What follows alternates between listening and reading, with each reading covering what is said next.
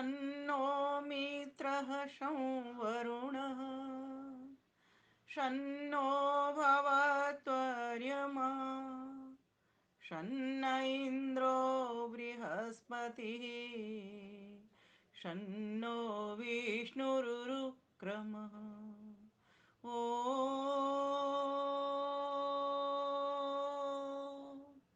नमो ब्रह्मणे नमस्ते वायो त्वमेव प्रत्यक्षं ब्रह्मासि त्वामेव प्रत्यक्षं ब्रह्म वदिष्यामि ऋतं वदिष्यामि सत्यं वदिष्यामि तन्मावतु तद्वक्तारमवतु अवतु माम् अवतु वक्तारम् अवतु माम् अवतु वक्तारम् ओम शांति शांति शांति। केंद्रीय आर्य युवक परिषद के तत्वाधान में चल रही ये 621वीं संगोष्ठी, जिसका कुशल संयोजन और संचालन कर रहे परिषद अध्यक्ष आदरणीय श्री अनिल आर्य जी, पूरे कोरोना भर हमको जिस मंच ने ज्ञान दिया और ज्ञान दिलवाया, ऐसे मंच को नमन करती हूँ। महेंद्र भाई, आदरणीय प्रवीण भाई और आदरणीय रविंद्र भाई, जितने भी लोगों ने यहाँ पर भजन सुनाए मुझसे पहले, और माता जनक अरुणा जी या फिर और भी अन्य माताओं ने भी भजन सुनाए, सभी को मैं अपना नमन करती हूँ। तथा देश से विदेश से जुड़े हुए सभी प्रबुद्ध श्रोतागणों को भी अपना हार्दिक नमन, वंदन, अभिनंदन करती हूँ। और अपना आज का विषय गायत्री वरदात्री पर आती हूँ। प्यारे भाइयों बहनों, जैसा कि विषय कह रहा है गायत्री वरदात्री, कैसे गायत्री कैसे वरदात्री, कुछ चिंतन इसी का हो जाए। कैसे से पहले क्या क्या पर विचार करना पड़ेगा, तब कैसे का रहस्य खुलेगा। अपना माइक बंद करेंगे तो मुझे अपना सभी माइक बंद कर लेंगे, वीडियो खोल सकते हैं क्योंकि मुझे डिस्टरबेंस होता है, फिर वीडियो भी खराब होती है, इसलिए अपना सभी माइक बंद करेंगे, अपना वीडियो खोल लें। गायत्री क्या है, जैसा कि अभी माता जी ने गाया, बहुत सारी बातें कहीं भी जनक माता जी ने, आइए थोड़ा सा और खोलने का इसको प्रयास करते हैं। गायत्री में ही उसका अर्थ भी निहित है। वैदिक शब्दों में उनके अर्थ प्रायः बने ही रहते हैं। हमारा प्रयास रहता है कि हम उनको व्याकरण संबंधी और अनेकानेक विद्वानों के माध्यम से उनको खोलने का प्रयास करें। तो जैसा कि कहा गया, गायत्री गायंतम त्रायते गायत्री, जो गाते गाते जीवन का त्राण कर दे, अर्थात इस भवसागर की नदी से, पथरीली नदी से पार लगा दे, अर्थात जो हमारी सर्व सभी ओर से हमें सुरक्षित कर दे, उसका नाम गायत्री है। दूसरी बात, गायत्री छंद को भी कहते हैं। अकेला यही गायत्री मंत्र नहीं है, ऐसे वेदों में गायत्री छंद में नाना मंत्र आते हैं, लेकिन इसकी इतनी अधिक महत्ता क्यों है, इतनी अधिक इसकी विशेषता क्यों है, ये हम जानने का प्रयास करेंगे। और किस प्रकार से ये हमको वर देती है, ये भी जानने का प्रयास करेंगे। गायत्री के यूं तो बहुत सारे नाम हैं, जैसे गायत्री को महामंत्र भी कहते हैं, क्योंकि ये महान बनाने वाला मंत्र है। हम सभी जब इसको गायन करते हैं, इसके शब्दों के अर्थ को समझते हैं, उसका भाव बना करके, विचार बना करके जब हम उसका जप करते हैं, तो हमें लाभ की प्राप्ति होती है। बहुत सारे लाभ हमको मिलते हैं, ज्ञान विज्ञान मिलता है, शक्ति आती है, इंद्रिय जित होते हैं, और वाणी में भी बोलने की कुशलता आती है, और वाणी पर श्रुति का प्रवेश करने से वाणी पवित्र भी हो जाती है।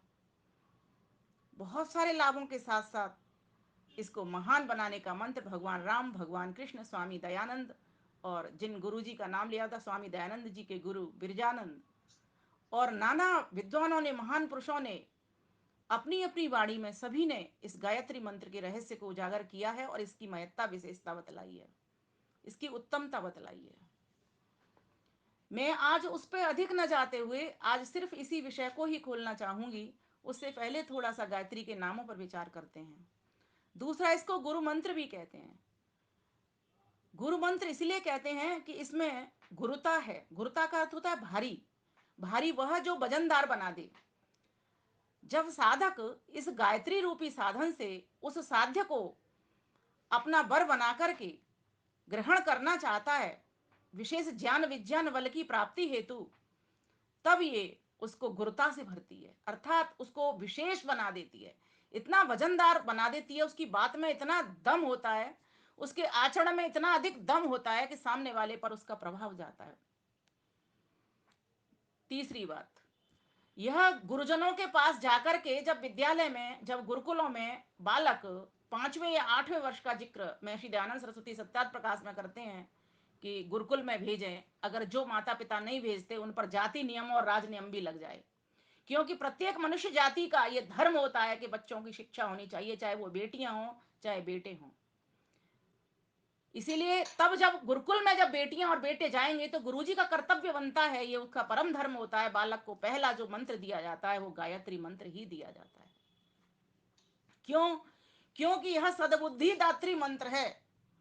और जब बालक के पास सद्बुद्धि होगी, बुद्धि तो परमेश्वर ने सभी को दी हुई है, लेकिन सद्बुद्धि और दुर्बुद्धि हमारे अपने आप की कमाई के कारण होती रहती है।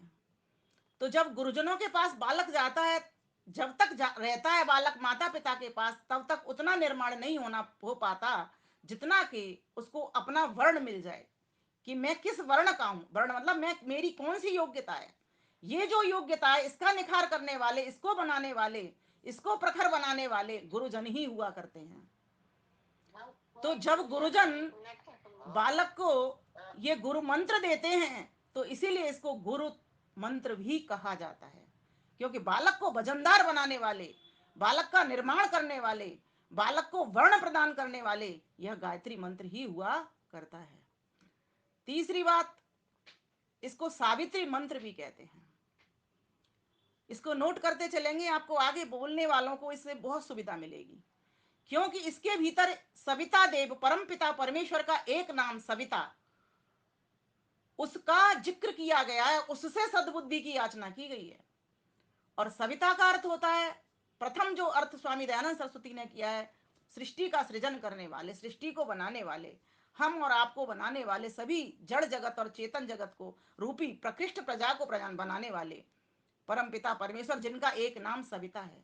और सविता सूर्य को भी कहते हैं, क्योंकि सविता उस सविता परमेश्वर की एक शक्ति है, भौतिक शक्ति है, जिसके कारण ये पृथ्वी लोक, अंतरिक्ष लोक और ये द्यू लोक काम कर रहे हैं। तो ऐसे महासूर्य की एक सविता भौतिक शक्ति है जिसका नाम सूर्य है, उसके कारण ये सारा संसार गति को प्राप्त कर रहा है, अब अर्थात उत्पत्ति का कार्य कर रहा है। अगर सूर्य नहीं होता तो हमारी पृथ्वी नहीं होती, और पृथ्वी नहीं होती तो हम भी नहीं होते। और ऐसे अनेकानेक सूर्य हैं, एक सूर्य नहीं है ये। अभी हम एक सौर परिवार के हिस्से हैं, एक सौर परिवार के ग्रह उपग्रह के अंतर्गत हम आते हैं। ऐसे नाना सौर परिवार हैं, कितनी बड़ी बड़ी बृहद आकाश गंगाएं हैं। सोचो कितना बड़ा ये ब्रह्मांड होगा। और ये जो ब्रह्मांड है वो सब उसके एक पग में ही है। वो ईश्वर तो बहुत बड़ा है, उसकी यथा नहीं है। ये तो ऐसे समझ लीजिए जैसे कि माँ के गर्भ के भीतर, गर्भ का एक स्थान है, लेकिन माँ तो और भी उससे अधिक है, ऊपर से भी अधिक है, गर्भ के ऊपर भी अधिक है और नीचे पैरों तक भी अधिक है। ठीक इसी प्रकार से ये ब्रह्मांड उसके एक पाद में है, और बाकी के 3 पाद तो उसके और भी अधिक अमृत आनंद से भरे हुए हैं। मेरे पास से आवाज ठीक जा रही है, आपके कहीं मोबाइल में दिक्कत होगी, वो ठीक कर लें आप। तो इसीलिए इसको सविता मंत्र भी कहते हैं, सावित्री मंत्र भी कहते हैं, क्योंकि इसमें सविता देव से प्रार्थना की जा रही है। चौथी बात, इसको सिद्धि मंत्र भी कहते हैं। सिद्धि इसीलिए कि ये सिद्धियों को प्राप्त करा देता है। ये जो साधन ऐसा है जो हमको वजनदार के साथ साथ उस सूर्य शक्ति को प्रवाहित करने के साथ साथ हमको सिद्धियां भी प्राप्त करा देता है।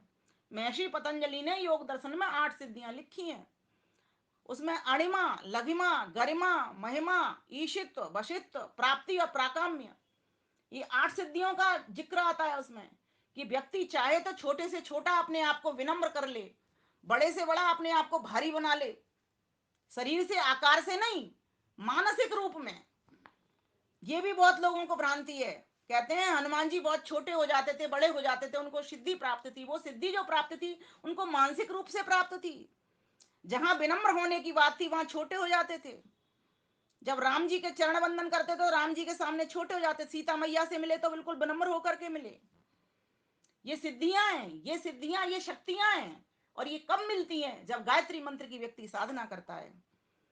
अणिमा, गरिमा, और आदमी की गरिमा बढ़ जाती है, महिमा, महिमावंत हो जाता है। कृपया अपना माइक बंद करेंगे तो मैं बोल पाऊंगी।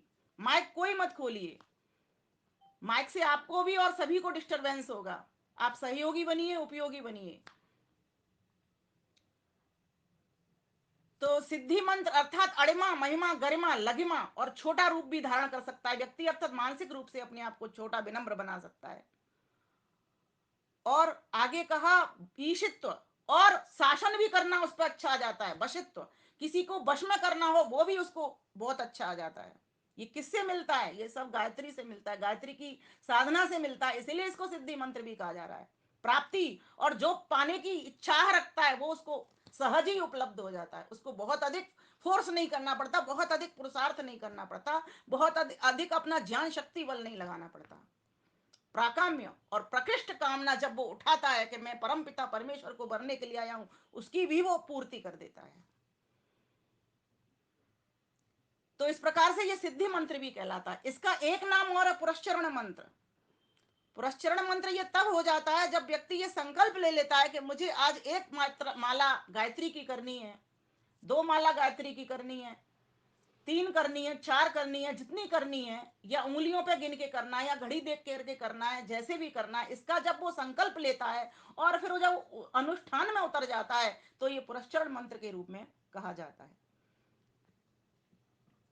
इस प्रकार से इसके बहुत सारे ये नाम होते हैं। अब ये प्रश्न ये आता है कि गायत्री का जो उपासक है वो किस तरह से इस वर को प्राप्त करे। तो सर्वप्रथम उसकी जो स्टेज होगी साधक की, उस साध्य परमेश्वर को पाने के लिए किसके द्वारा? गायत्री के द्वारा। तो वो पदों पर विचार करेगा। पदों पर विचार कैसे करेगा? आपको अभी एक जानकारी के लिए बता दूं, अभी माता जी कह रही थी चारों वेदों में आया है। किसी के सुनी सुनाई बातों पर विश्वास न किया करें। हमने चारों वेदों को चारों बार, कम से कम 4 बार क्या 5-6 बार पलटा होगा। कहीं हमें अथर्ववेद में गायत्री मंत्र नहीं मिला। ऋग्वेद, यजुर्वेद और सामवेद, इनमें 6 बार ये मंत्र आया है।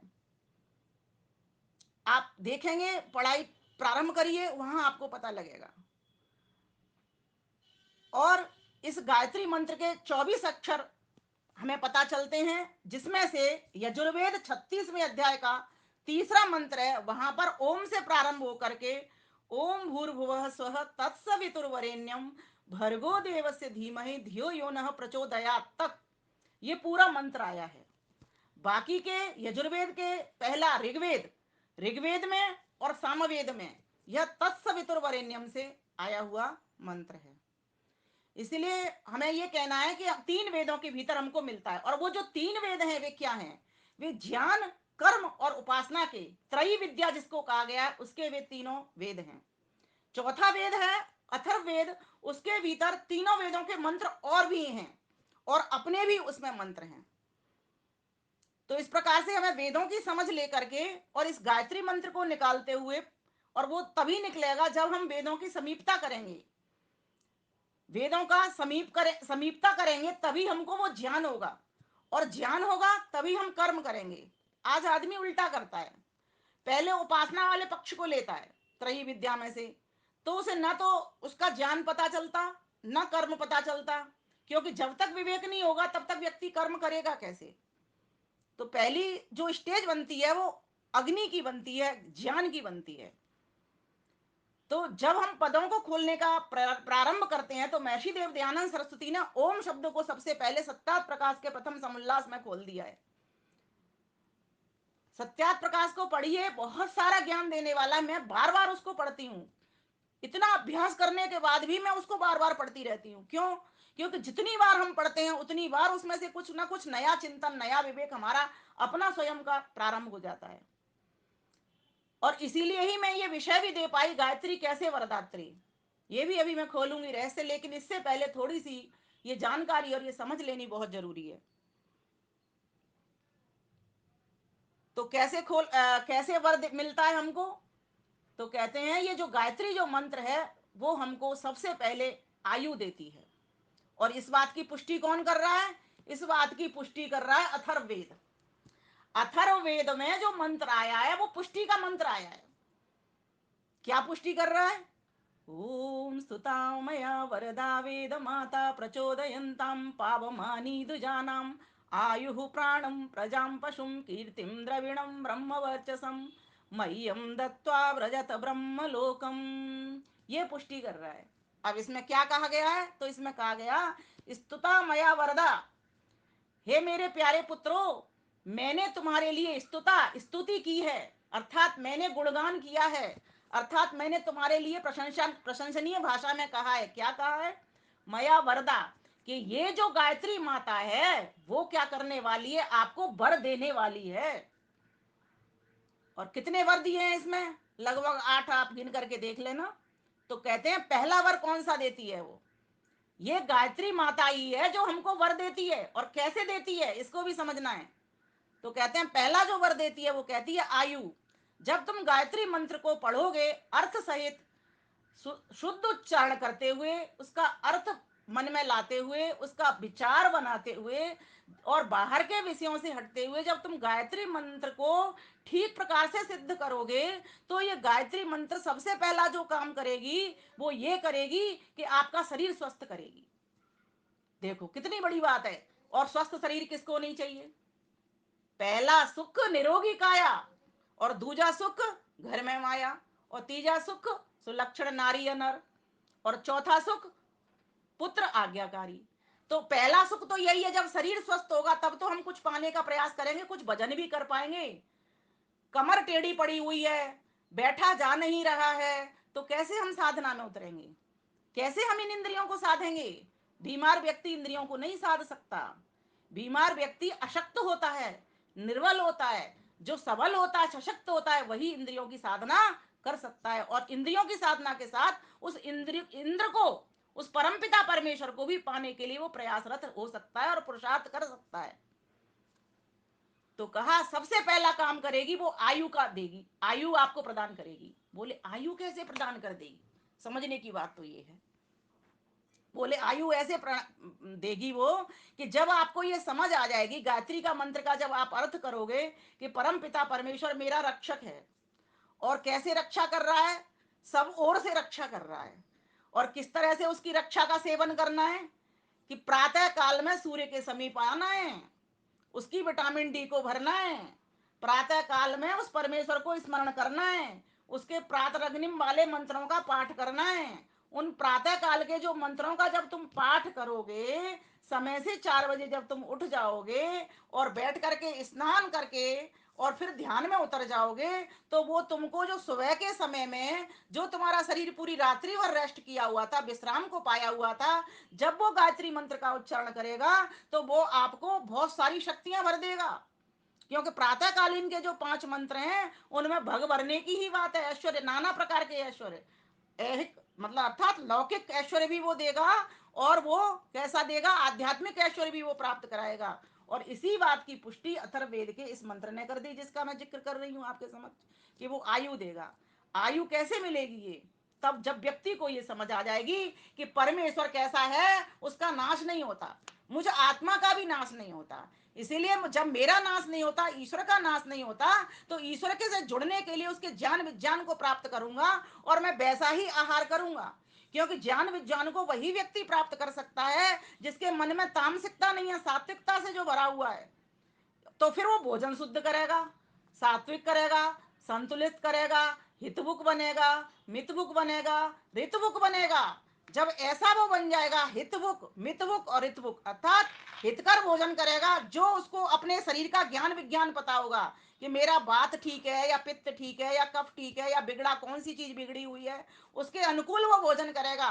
मुझे क्षार चाहिए या मुझे अम्ल चाहिए, या मुझे क्षार को हटाना है या मुझे अम्ल को हटाना है, जब उसको ये ज्ञान विज्ञान हो जाएगा, जब वो ये सोचेगा कि परमेश्वर का प्राण सर्वत्र है, उसका कभी नाश होता नहीं, मेरा भी नहीं होता, लेकिन ये शरीर मेरा चला जाएगा, इसको मुझे जितना हो सके उतना पकड़ के रखना। पकड़ने का मतलब इस नहीं ये नहीं कि मुझे आसक्ति में जुड़ना, मुझे इसको गाड़ी को फिट रखना।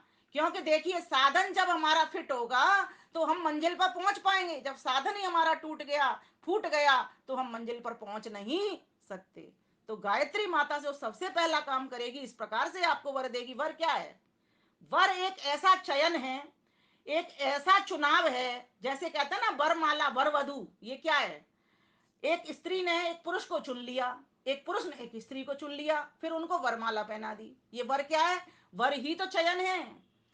केकई ने राजा दशरथ से क्या कहा? मुझे वर चाहिए, मेरे बेटे को तो राजगद्दी चाहिए और राम को वनवास चाहिए 14 वर्ष का। तो ये क्या था? उसने एक चुनाव कर लिया कि मेरे बेटे को राजगद्दी चाहिए और राम को क्या चाहिए? 14 वर्ष का वनवास। इसी प्रकार से यहाँ भी एक भक्त जो है, एक साधक जो है, अपने साध्य का चुनाव कर रहा है। और चुनाव करते वक्त ये संकल्प कर रहा है कि हे परमपिता परमेश्वर, तुम ही हो जो मेरे जन्म मरण के साथी हो और मेरे जन्म जन्मांतर के भी साथी हो।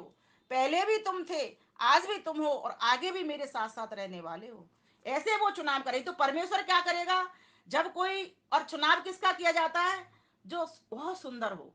एक कन्या भी उस पुरुष को चाहेगी जो सुंदर लगे, खूबसूरत लगे, अंदर से भी सुंदर हो और बाहर से भी सुंदर हो, जो उसका उसको सबसे ज्यादा लाभ पहुंचाए। इसी प्रकार से एक पुरुष भी उसका चुनाव करता है कि जो कन्या सुंदर भी हो, उसको लाभ भी दे, उसकी सेवा भी दे, उसके साथ त्याग भाव से भी रहे, उसका वो चुनाव करती है। तो आप ये देखिए, संसार के जितने भी पति पत्नी पुत्र माता पिता गुरु शिष्य सेवक जितने भी लोग हैं, उन सब में सबसे ज्यादा आपको लाभ पहुंचाने वाला कौन है? तो उत्तर एक ही निकलेगा, जो सबसे ज्यादा सुंदर है। और सबसे ज्यादा सुंदर कौन होगा? जो सर्वश्रेष्ठ है, जो ज्येष्ठ है, जो श्रेष्ठ है। उससे बड़ा बराबरी कोई नहीं कर सकता। ना तो हम उसके बराबर हो सकते, ठीक है, और छोटे तो हम हमेशा ही हैं, और ना उससे बड़े हो सकते। तो जिसके बराबर भी नहीं, जो जिससे हम बड़े भी नहीं हो सकते, तो ऐसा ही तो हमारा सर्वश्रेष्ठ होगा। तो जब भक्त को ये समझ आ जाती है तो वो गायत्री का जप करता है। इस प्रकार से गायत्री माता उसको भर भर के बर देती है और कहती है तुमने मेरे मुझे चुना है, इसलिए मैं तुमको चुनती हूँ। फिर दोनों परस्पर एक दूसरे को माला पहना देते हैं। अब देखिए, आयु प्राणम। अब देखो, आयु तो लोगों को लंबी मिल जाएगी जप करने के लिए, पर जब तक उसके पास प्राणम अर्थात स्वस्थ शरीर नहीं होगा। आयु मिल गई, 100 साल तक जी रहे हैं बहुत सारे ऐसे लोग हैं, लेकिन ब्रेन भी काम नहीं कर रहा है ना, कुछ इंद्रियां भी काम नहीं कर रही, तो ऐसा जीवन तो कोई जीवन नहीं है। तो परमेश्वर से क्या कह रहे हैं भक्त? क्या कहता है कि हे प्रभु, हे गायत्री माता, जिस साधन के द्वारा मैं गायत्री का उपासक बन करके मैं तुम्हें प्रार्थना कर रहा हूँ, जिस साधन के द्वारा, जिस गायत्री रूपी साधन के द्वारा मैं तुम्हारी प्रार्थना कर रहा हूँ, मेरी एक रक्षा और करना कि मुझे तुम आयु तो दे रहे हो, लेकिन मुझे स्वस्थ शरीर भी दे देना, मुझे प्राणवान भी कर देना। प्राणवान कब होते हैं? जब प्राणायाम करते हैं। और हर प्राण के साथ साथ में भू भुव स्व की प्रार्थना करते हुए उस परमेश्वर से जोड़ करके प्राण साधना करते हैं। सामान्य प्राणायाम तो आज पार्कों में सब जगह कर रहे हैं, अनुलोम विलोम सब जगह चल रहा है, लेकिन हमें विलोम नहीं करना, हमें तो अनुलोम ही करना, उस परमेश्वर तक पहुंचना है हमको तो। और वो अनुलोम क्या होगा? उस परमेश्वर की स्तुति प्रार्थना उपासना के द्वारा होगी। ये गायत्री मंत्र के भीतर स्तुति भी है, प्रार्थना भी है और उपासना भी है। स्तुति क्या है? स्तुति होती है गुणों की प्रशंसा करना। इस गायत्री मंत्र के भीतर गुण है परमेश्वर के बहुत सारे। पहला गुण क्या है? उसका पहला नाम ओम। उसके भीतर, पूरे ओम के भीतर सारा पूरा गायत्री मंत्र समाहित है। बाद में बताऊंगी उसको मैं। फिर उसके बाद भू, भू उसका नाम है, भुवा उसका नाम है, ये सब गुणों के आधार पर है। स्व उसका नाम है, गुणों के आधार पर है ये। सविता उसका नाम है, ये भी गुण के आधार पर ही है।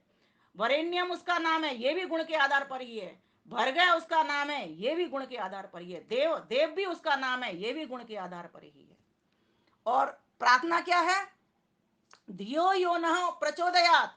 हे प्रभु, धिया बुद्धियों को, और न हम सब की बुद्धियों को, अपने लिए भी प्रार्थना नहीं है। ध्यान देना कि कोई भी व्यक्ति को अपने आप की उन्नति से संतुष्ट नहीं रहना चाहिए, सबको सबकी उन्नति में ही अपनी उन्नति समझनी चाहिए। महर्षि दयानंद सरस्वती ने अपने 9वें नियम में हमको बता दिया है इसीलिए कहा गया धियो यो नहा। यो किसके लिए आया? यो परमेश्वर के लिए आया।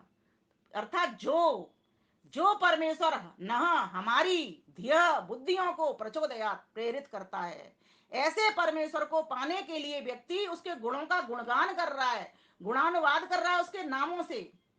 और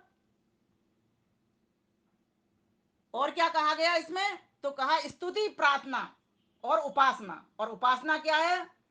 ओम भूर्भुवस्व तत्सवितुर्वरेण्यम भर्गो देवस्य धीमहि। भर्गो देवस्य धीमहि, देवस्य धीमहि, धीमहि जो शब्द है वही हमको ध्यान कराने वाला है, धारण कराने वाला है। तो इस प्रकार से प्रार्थना, उपासना और स्तुति, स्तुति प्रार्थना उपासना, इन तीनों का पदच्छेद इसमें अलग अलग से है। मैं तो एक चीज और कहा करती हूं कि गायत्री मंत्र के ऐसे समझ लो जैसे गायत्री मंत्र एक गऊ हो, ओम एक गऊ हो और उसके 4 थन हो, है ना। और जो ग्वाला है वो दुग्ध पान उससे कर रहा हो, गऊ के 4 थनों को निचोड़ते निचोड़ते। कैसे कर रहा हो? तो कहा भूर्भुवस्व एक थन, तत्सवितुर्वरेण्यम दूसरा थन, है ना, भर्गो देवस्य धीमहि तीसरा थन, धियो यो नः प्रचोदयात् चौथा थन।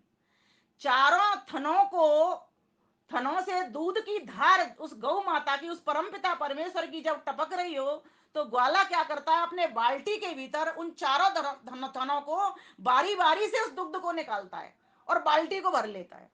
बाल्टी को भर करके फिर स्वयं ही तृप्त नहीं होता, अपने परिवार वालों को पिलाता है, और उससे पहले वो बछड़े के लिए भी छोड़ता है।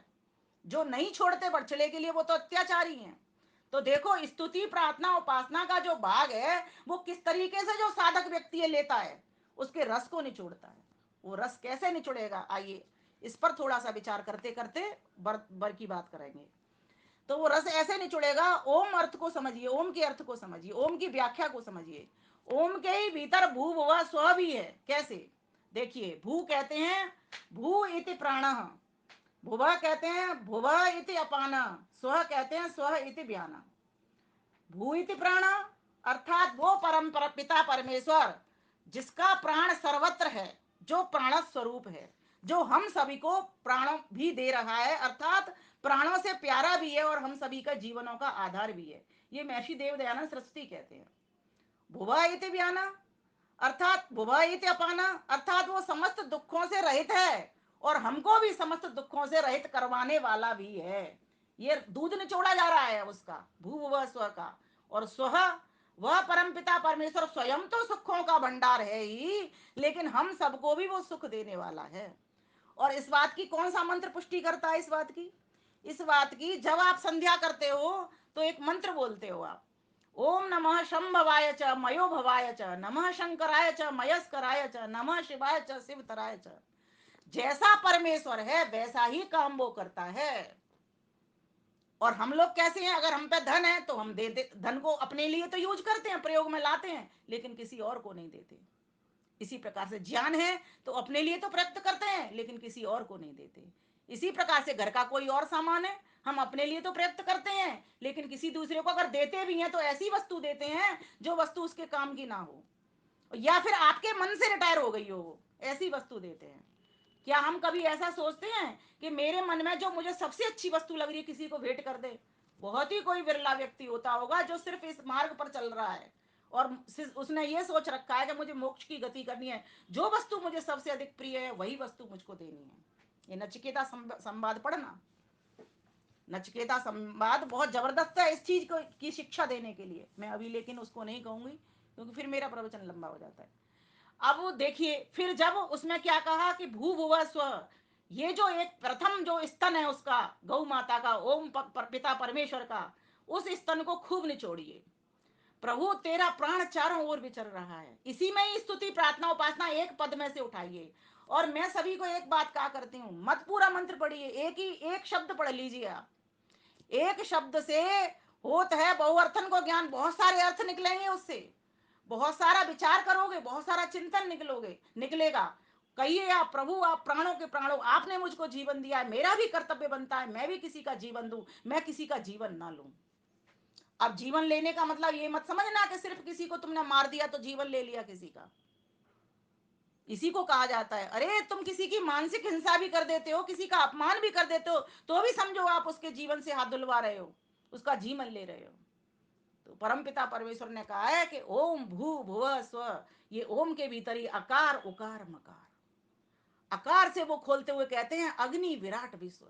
हे प्रभुदेव आप कैसे हो, हे गौ माता, हे भोली माता, हे जगत जननी माता, हे चारों स्तनों से दूध पिलाने वाली माता। साधक कह रहा है, ग्वाला बन करके कह रहा है, क्या कह रहा है कि हे अग्नि माता आप अग्नि हो, हे परमेश्वर हे गौ माता आप अग्नि हो, आप मुझे आगे आगे पहुंचाने वाली हो, मुझे दूध पिला करके मेरी रक्षा करने वाली हो, आप मुझे प्रकाश दे करके मेरी रक्षा करने वाली हो, इसीलिए आप अग्नि हो, आप आगे ही आगे रहती हो। अग्नि अग्रणी भवती, अग्नि तो वही होती है जैसे टॉर्च का प्रकाश आगे आगे रहता है, पीछे नहीं जाता, आगे आगे हम देखते हैं, प्रकाश आगे आगे जाता है, हम भी आगे जाते हैं, लेकिन ईश्वर तो आता जाता नहीं है। इसकी भी पुष्टि यजुर्वेद के 40वें अध्याय में की है। तद एजत तद न एजत तद दूर तदवंत के तदंतर सर्वस्य तद सर्वस्य सेवायत। परमेश्वर आता जाता नहीं है। जो अज्ञानी लोग हैं वो समझते हैं जो चीज ठसाठस भरी हो उसमें दूसरी चीज आएगी कैसे, जो चीज ठसाठस भरी हो उसमें दूसरी चीज नहीं आ सकती, और आने जाने का उसको स्थान भी नहीं होता। आती जाती वह वस्तु है, जैसे हम हैं, हम आते जाते हैं, हम यहाँ हैं तो वहां नहीं है। क्यों? क्योंकि हम एक देशी हैं, वो सर्वदेशी है, सर्वव्यापक है। उस परमेश्वर को अग्नि रूप में इस प्रकार से वर्ण करिए, वो प्रकाश का स्वरूप प्रभो, वो ज्योति स्वरूप प्रभो, वो ज्ञानवान प्रभो, वो सर्वज्ञ प्रभो हमारे चारों ओर है। कोई भी स्थान उससे खाली नहीं है। हम जहां भी होंगे, जिस काल में होंगे, उसी काल में उसका वर्ण कर लेंगे। फिर कहा विराट यो विविधम चराचरम जगत, पूरे सारे समग्र संसार को अर्थात सबको बनाने वाला है। नाना तरह के फल फूल पत्ती औषधि वनस्पतियां, सब कुछ सुविधा सामग्री उसने हमारी रक्षा के लिए ही तो किया, दी है। वो प्रकाश दे रहा है, प्रकाश से अर्थात ज्ञान से भी तो हम रक्षा पा रहे हैं, उसके भौतिक प्रकाश से भी तो रक्षा ही पा रहे हैं। अंधेरा होता तो ठोकर लग जाती, कैसे कैसे चल पाते हम। तो भौतिक प्रकाश दे करके भी रक्षा कर रहा है वो अग्नि परमेश्वर, अग्नि बन करके, और हमको आध्यात्मिक प्रकाश अर्थात ज्ञान विज्ञान दे करके, वेदों का ज्ञान दे करके भी वो हमारी रक्षा कर रहा है। ये है ओम। हम बोलते ना एक अक्षर में परमात्मा, ओम का अर्थ होता है सर्वरक्षक। इस प्रकार से आपको वर की प्राप्ति होती है जब गायत्री मंत्र की आप साधना करते हो। फिर कहा विराट विश्व, और विश्व का अर्थ होता है जिसमें सब जो सब में, सीधा सरल सा अर्थ है ये एकदम, जिसमें सब वो सब में। ऐसा परमपिता परमेश्वर, जैसे चाशनी के भीतर रसगुल्ला डाल दो, रसगुल्ले के भीतर भी चाशनी, रसगुल्ले के ऊपर भी चाशनी, डूबा हुआ है उसमें लबालब। ऐसे उस परमपिता परमेश्वर सारी अपनी संरक्षा को, सृष्टि बनाने के कार्य को कैसे करता है, भीतर ही भीतर कर देता है। गर्भ में बच्चा होता है तो भीतर ही से ही तो बनता है, अंधेरे में ही तो बनता है वो। हमारे जितने भी काम होंगे इन इंद्रियों से होंगे, लेकिन परमेश्वर को इंद्रियों की आवश्यकता पड़ती नहीं। बिन पग चलहि सुनहि बिनु काना, बिनु कर कर्म करई विधि नाना। राम सिया राम जय जय राम। उसको इंद्रियों की जरूरत पड़ती नहीं। उपनिषद का ऋषि कहता है उसको, क्या कहता है, अशब्दम अस्पर्शम अरूपम अरसम अगंधम। वो रूप रस गंध स्पर्श शब्द सबसे रहित है, उसको आवश्यकता पड़ती नहीं इन इंद्रियों की, वो बिना इंद्रियों के ही सारे काम कर लेता है। तो ऐसे परमपिता परमेश्वर को अग्नि विराट और विश्व रूप से समझने का प्रयास कीजिए। उसका निचोड़िए दूध, उस ओम की व्याख्या में ही निहित है ये। और फिर आगे क्या कहा, हिरण्य गर्भ वायु और तेजस। उकार से ये तीन नाम भी सिद्ध होते हैं। उसी के गर्भ में, उसी परमेश्वर के गर्भ में, अर्थात उसी के ही, कहा उसका गर्भ क्या होगा ईश्वर का, जब उसका आकार नहीं तो गर्भ तो नहीं हो सकता। लेकिन ये कहने की शैली है, अलंकारिक शैली है, अर्थात उसी के ही भीतर ये सारा संसार बन रहा है, भीतर से ही संसार बन रहा है, इस तरह समझ लीजिए। और एक पाद में ही संसार बन रहा है, तीन पाद तो उसके त्रिपादस्य अमृतम दिवी, तीन पाद तो उसके अमृत आनंद में भरे हुए हैं। ऐसा वो परमपिता परमेश्वर अर्थात सृजन करता वही है। और फिर क्या कहा, वायु, वायु कहते हैं, वायु का क्या कार्य है, गति देना। वायु में शक्ति होती है, बहती है, वो गति देती है। तो हे परमपिता परमेश्वर आप अनंत बलवान हो, संसार की वायु में उतनी शक्ति आपकी जैसी नहीं है। क्यों? क्योंकि आप प्रोड्यूसर हो, आपने वो वायु बनाई है। तो बनाने वाले में ज्यादा शक्ति होती है, बनाने वाले को सारी बातें पता होती है। तो इसीलिए हे परमेश्वर, आपका भी एक नाम वायु है। लोगों में बड़ी भ्रांति है, वो कहते हैं वायु तो इसी को कहते हैं, हवा को। सिर्फ हवा का ही नाम वायु नहीं है, वेद कहता है परमेश्वर का भी एक नाम वायु है। मैंने इतने सारे मंत्र में अभी सन्नो मित्र संवरुण सन्नो भवत्वर्यमा इतने सारे नाम पढ़ दिए उसी एक परमेश्वर के, ओम परमेश्वर के ही। ये ओम की व्याख्या में से ये नाम निकले हुए हैं। कैसे वो रक्षा कर रहा है हमारी। सन्नो मित्रा भी मैंने कहा था, तो मित्र बन के रक्षा करता है, वरुण बनकर के रक्षा करता है, अर्थात सर्वश्रेष्ठ होकर के रक्षा कर रहा है। सर्वश्रेष्ठ लाभ पहुंचा करके, ज्ञान विज्ञान दे करके, शक्ति दे करके, धन संपत्ति जमीन जायदाद दे करके हमारी रक्षा कर रहा है। व्यक्ति की रक्षा कैसे होती है? नाना प्रकार के सुखों को प्राप्त करके, इस लोक के भी सुखों को प्राप्त करता है और उस परमेश्वर के भी बिना मिलावट के सुख को भी, शुद्ध सुख को भी प्राप्त करता है। तो कहा विराट, हिरण्यगर्भ, वायु और तेजस। और तेजस का अर्थ होता है जो जितना भी यहाँ पर आप देख रहे हो महिमा संसार के भीतर, वृक्षों का बनना हो, सागर का बनना हो, नदियों का कलकल करना हो, और या फिर सूर्य चांद का चमकना हो, जो कुछ आप ऐसी रॉ मटेरियल वाली चीज देख रहे हो जिनके द्वारा आप कुछ कर पाते हो, जो कि आपके लिए मूल दिखाई देती हैं, जिनके संपर्क में आकर के आप अपनी साधना को साध पाते हो, ऐसी वे सभी वस्तुओं को बनाने का श्रेय उसी को एक को जाता है। ये सारा कुछ संसार में जो छाया हुआ है उसी का तेज है। हम गायत्री मंत्र का जब अर्थ करते हैं तो क्या बोलते हैं? तेरा महान तेज है छाया हुआ सभी स्थान।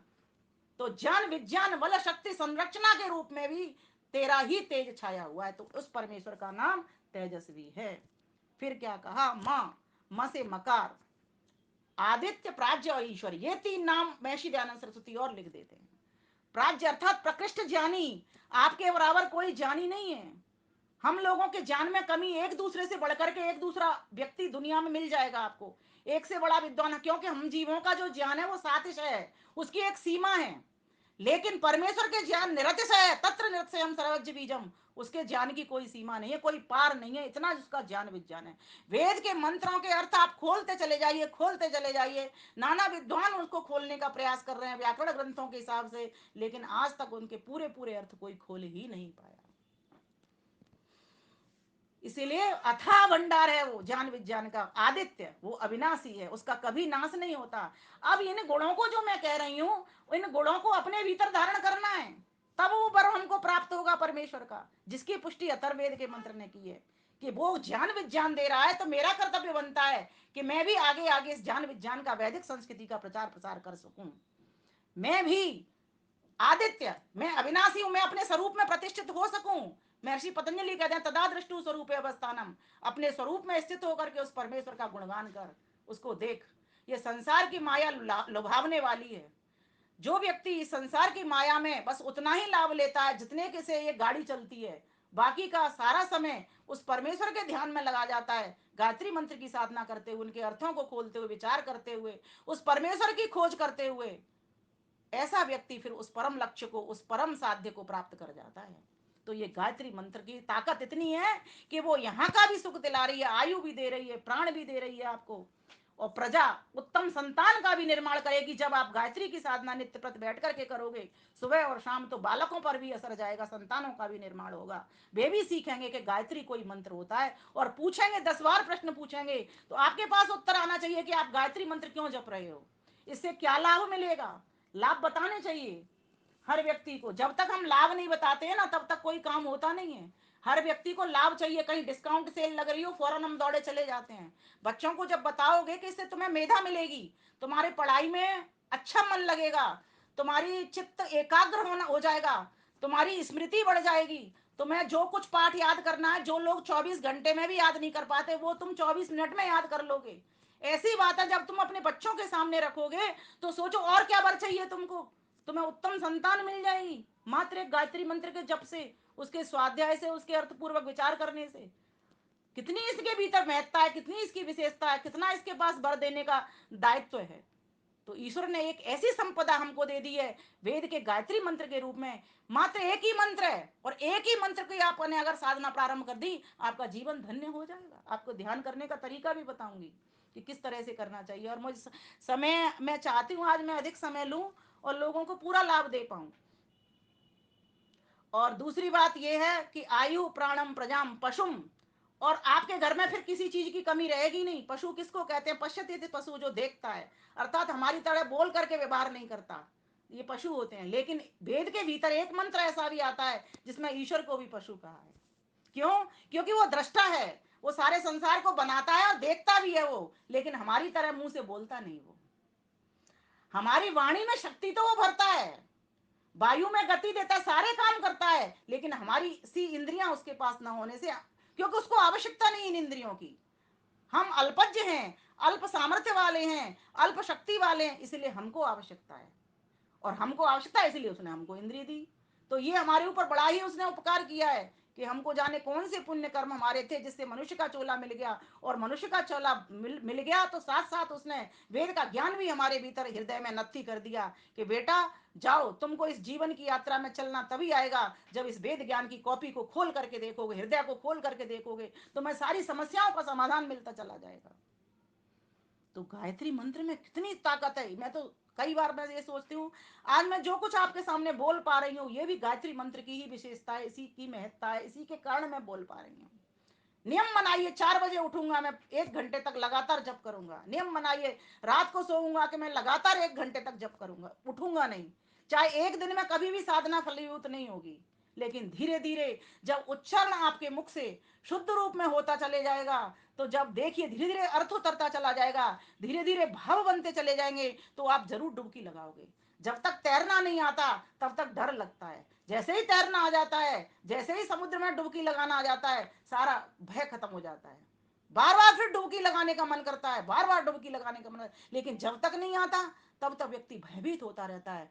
बड़ी मुश्किल से उसको पानी में जो उतारने वाले हैं, तैराक लोग हैं, वो उतारते हैं, बड़ी मुश्किल से उसको सिखाते हैं।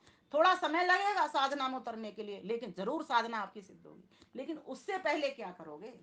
वर तो आपको मिल जाएगा, वर भी तभी आपका सिद्ध होगा जब उससे पहले आपको पूरी ध्यान की तैयारी पता होनी चाहिए, किस सीढ़ी पर पग रखना है। तो कहा पहली जो सीढ़ी है वो यम नियम की होगी। आज आदमी का व्यवहार ठीक नहीं है, ना अपने प्रति व्यवहार ठीक, न समाज के प्रति व्यवहार ठीक, मतलब अगले व्यक्ति के प्रति व्यवहार ठीक, न पशु पक्षियों के प्रति व्यवहार ठीक, न जड़ शक्तियों के भीतर व्यवहार ठीक। अब क्या हुआ, जड़ शक्तियों से हमारा क्या लेना देना? अरे गंगा को गंदला कर देना जड़ नहीं है, पृथ्वी को गंदा करना ये जल वो जड़ नहीं है, सूर्य में आहुति लगाना नहीं ये जड़ नहीं है क्या सूर्य? आप ये सोचिए ना, कभी सोच के भी नहीं देखा आपने कि जड़ को भी हम इस प्रकार से हम संरक्षण दे सकते हैं। ये सब ईश्वर ने हमको कहा गया है कि नित्य प्रत उठ करके सूर्य ज्योति ज्योति करके सूर्य नमस्कार कीजिए, सूर्य का सत्कार कीजिए, उसमें आहुति लगाइए, तब तो हमारा काम सिद्ध होगा, तब तो वरदात्री माता गायत्री हमें वो वर देगी। हमने चुनाव तो कर लिया, लेकिन चुनाव करके उसके पास गए नहीं। समझिए ना, उपासना है क्या? समीप जाना। जब किसी के समीप जाते हैं, जिसके भी वस्तु के समीप जाएं, आग के समीप जाएं तो आग के गुण आ जाएंगे, शराबी के पास चले जाएं तो शराबी के गुण आ जाएंगे, सत्संगी के पास बैठ जाएं सत्संगी के गुण आ जाएंगे, विद्वान के पास बैठ जाएं विद्वान के गुण आ जाएंगे, ईश्वर के पास बैठ जाएं ईश्वर के गुण आने प्रारंभ हो जाएंगे। जिस किसी के भी पास बैठ जाइए उसी के गुण आने प्रारंभ हो जाते, यही उपासना है। अब गायत्री का साधक गायत्री के समीप बैठ रहा है और गायत्री के समीप होकर के उस साध्य को पाने के लिए तैयारी कर रहा है, वो उसको पाना चाहता है वो। तो कहा कि कैसे क्या क्या क्या वर देगी वो? आयु देगी, प्राण देगी, प्रजा देगी, पशु देगी, ब्रह्म वर्चस्व अर्थात अपनी वेद विद्या देगी, ज्ञान विज्ञान से आपको भर भर के देगी। इतना भरेगी, इतना भरेगी कि आप भद्र करते चले जाओगे, उसकी विद्या को प्राप्त करके आप ब्राह्मण हो जाओगे। और द्विजों को पवित्र करने वाली भी वही है, ब्राह्मण वर्ग को भी पवित्र बना, ब्राह्मण भी बनाती है और साथ साथ शुचिता से भी वो भरवा देती है। इतनी बड़ी ताकत। शुचिता से कोई भर नहीं पाता जब तक साधक नहीं होता, जब तक ईश्वर की शरणागति किसी भी व्यक्ति को नहीं मिलती, उसमें पवित्रता आ नहीं सकती। वो काम करेगा लेकिन अपवित्र भावना से करेगा, हर वक्त अपना ही लाभ चाहेगा, किसी और का लाभ नहीं देगा वो। लेकिन गायत्री का जब साधक बनेगा तब उसको ये समझ आ जाएगी कि मैं अविनश्वर, वो अविनश्वर, हम दोनों आत्माएं अविनश्वर हैं। हम क्यों फालतू में ये बीच के कचरे में, बीच की दीवार में पड़ गए जो अविद्या से बंधी हुई पड़ी हुई है, हटाओ इसे, परे फेंक दो।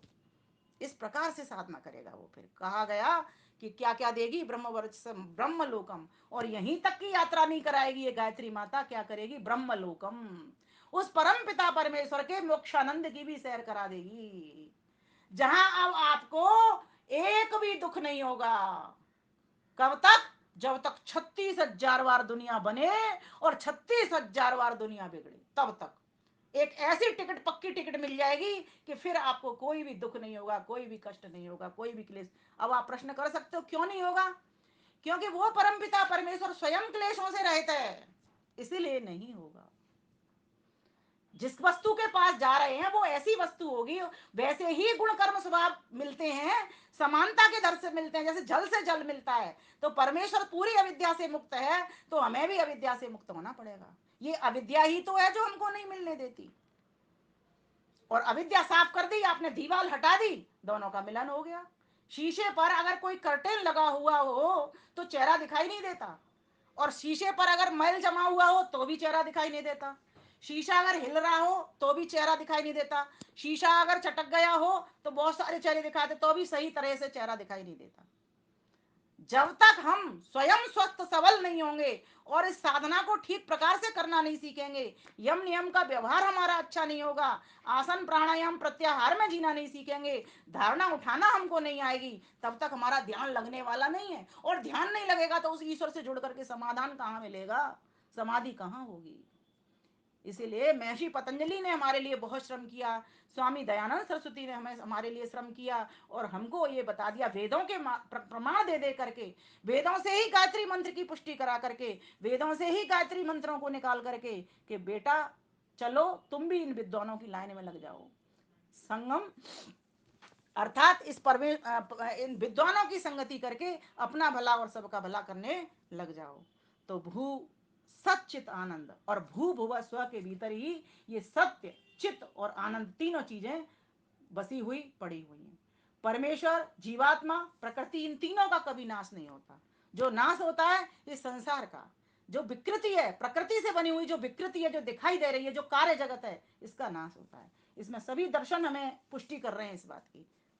अच्छा, और देखिए, अ, उ और म, ये जो तीन अक्षर हैं, इसमें अग्नि, वायु, अ से अग्नि, उ से वायु, म से आदित्य। और आप देखोगे जब सृष्टि परमेश्वर ने बनाई तो इन्हीं नाम वाले ऋषियों को ही वेद का ज्ञान दिया। अग्नि, वायु, आदित्य को दिया कि नहीं दिया बताओ? और ये सब कहाँ निहित है? इसी में ही निहित है, ओम में ही निहित है। ओम की व्याख्या में से ही निकल रहा है, ये मैंने तो नहीं निकाला, ये तो शास्त्र हमारे निकाल करके हमको बता रहे हैं। ऋग्वेद का ज्ञान किसको दिया? अग्नि ऋषि को दिया, अकार, इसी में ही अग्नि आ गया। अच्छा, यजुर्वेद का ज्ञान किस ऋषि को दिया? वायु ऋषि को दिया, ये उ से वायु आ गया। अच्छा, अग्नि, वायु, आदित्य, और सामवेद का ज्ञान किसको दिया? आदित्य ऋषि को दिया, और इसमें ही आ गया आदित्य, अग्नि, वायु और आदित्य, ये ओम के अंतर्गत अंतर्गत ही आ गए। अभी मैंने बोले थे ना नाम, तीन तीन नाम, जिसमें से एक एक नाम बहुत प्रमुख हैं, जो इस ओम की व्याख्या में से निकल रहे हैं, मैंने तो नहीं निकाले। और भू भुआ स्व, ये महाव्याहृतियां हैं, इनको महाव्याहृतियां भी कहा जाता है। और संध्या करते वक्त तो ऐसी हम 7 व्याहृतियों को बोलते हैं, भू भुआ स से करके, ओम भू, ओम भुवा, ओम स्व, ओम म, ओम जना, ओम तप, ओम सत्यम। ये महाव्याहृति, व्याहृति का अर्थ क्या होता है? विराट विश्व का दर्शन कराने वाली, ब्रह्मांड का, पूरे ब्रह्मांड के भीतर उस ब्रह्म का दर्शन कराने वाली, कि वो ब्रह्म रहता है तो रहता कैसे है इसमें, पूरे में समानता से रहता है, आनंद से भरा हुआ रहता है, ज्ञान से पूरित हुआ रहता है, एक रस होकर के रहता है वो, उसमें उतार चढ़ाव नहीं होता हमारी आपकी तरह, एक रस होकर के रहता है, समानता से रहता है, न्याय संगत रहता है वो। अब इसी की खोज करने के लिए आपको साधना में उतरना पड़ेगा। तत्सवितुर्वरेण्यम, हे सविता देव, मैं आपको वर्ण करना चाहता हूं। क्यों? क्योंकि आप मुझे सर्वश्रेष्ठ लगते हो। संसार में मुझे कोई ऐसा प्राणी नहीं मिला जो मेरा जन्म जन्म जन्मांतर का साथी हो, मेरा जो अब निभा रहा है, वर्तमान में निभा रहा है, जो पहले भी निभाता हो और आगे भी निभाए।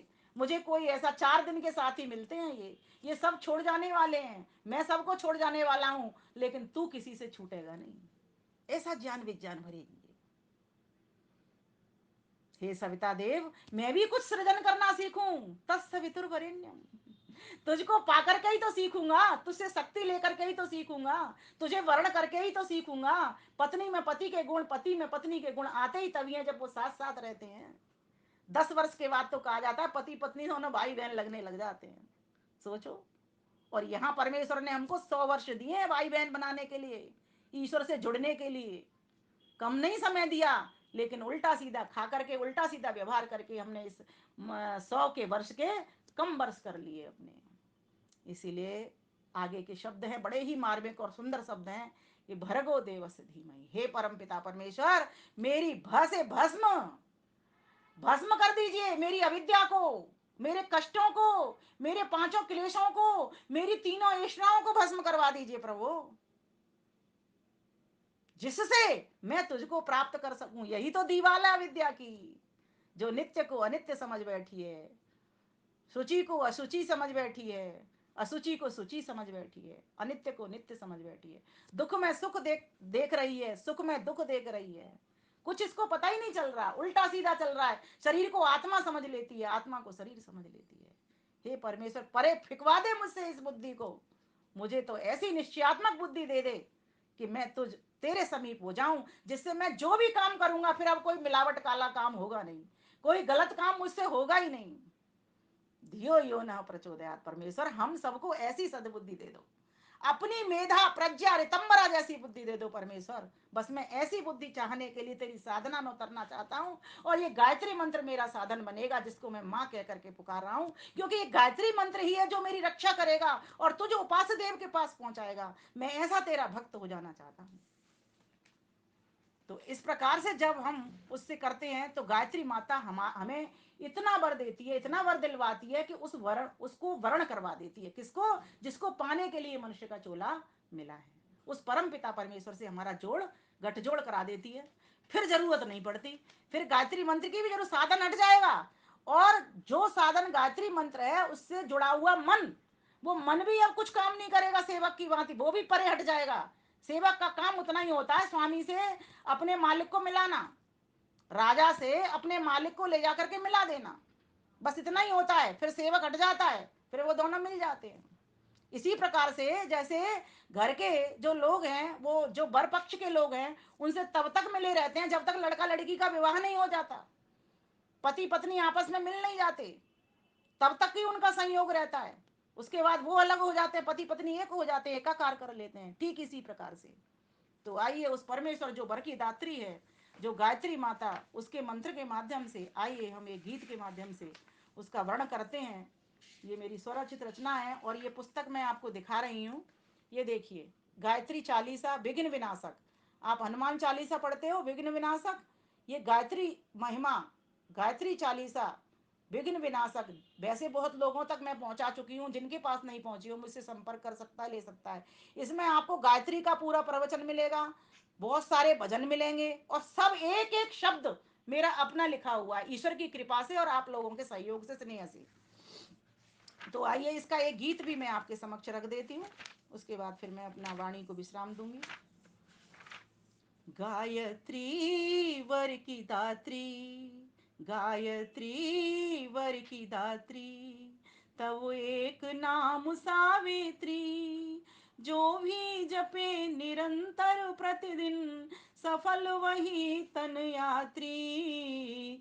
गायत्री वर की दात्री, गायत्री वर की दात्री, सुख भरनी दुख हरनी माँ, सुख भरनी दुख हरनी माँ, शीतल ठंडी तेरी छाँ, शीतल ठंडी तेरी छाँ, रहे दूर सब कष्ट व क्लेश, जपे निरंतर नित्य हमेश, जप कर शुद्ध व्यवहार बने, प्रीति प्रभु कर तार सने, जो भी तेरी शरण में आया, करे प्रार्थना मात्री।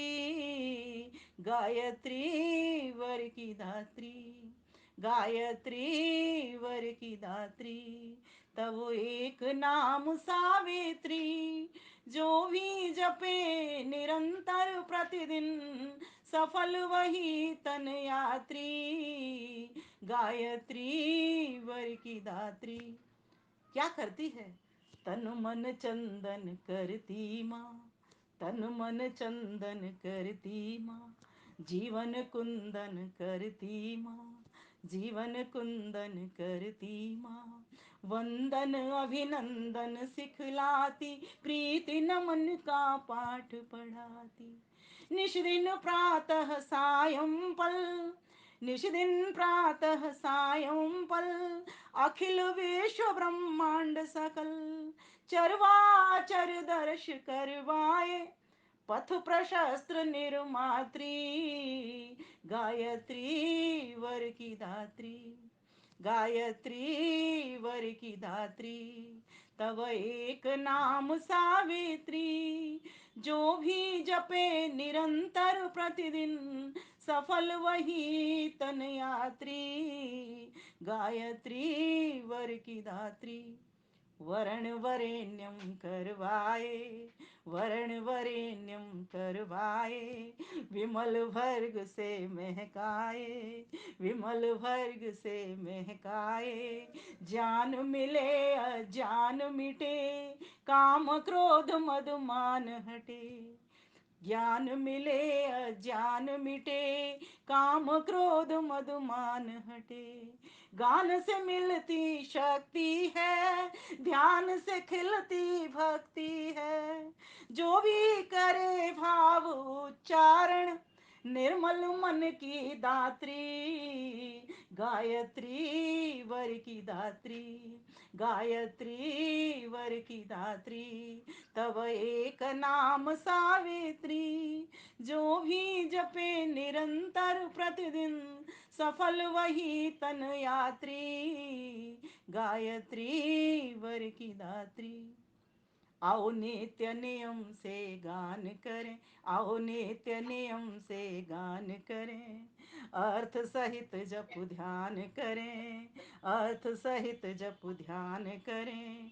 बुद्धि भरे विज्ञान भरे, जपे तपे प्रभु पान करें। बुद्धि भरे विज्ञान भरे, जपे तपे प्रभु पान करें।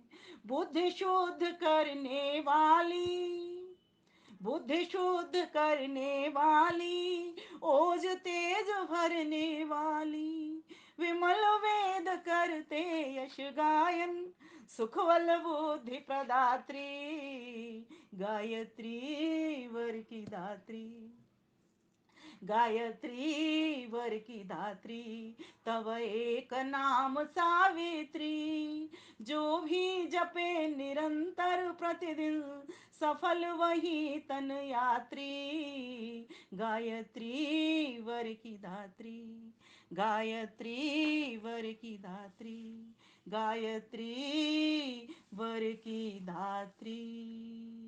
प्यारे भाइयों बहनों, हम आए हैं जानने के लिए ओम को, करने के लिए भूर्व स्व को सिद्ध, धरने के लिए भर्ग को, वरने के लिए सविता देव को, समझने के लिए उसकी प्रेरणाओं को, बनने के लिए विश्वामित्र, और सुनना क्या है, प्रत्येक एक एक शब्द का उच्चारण करते हुए, उसका अर्थ सहित भाव उतारते हुए।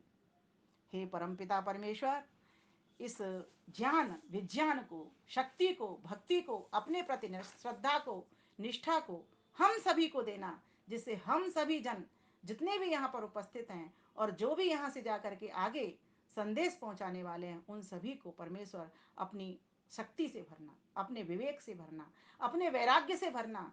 क्योंकि हे गायत्री माता, तू ही सच्चा साधन है, तेरे द्वारा ही उस साध्य परमेश्वर को प्राप्त किया जा सकता है।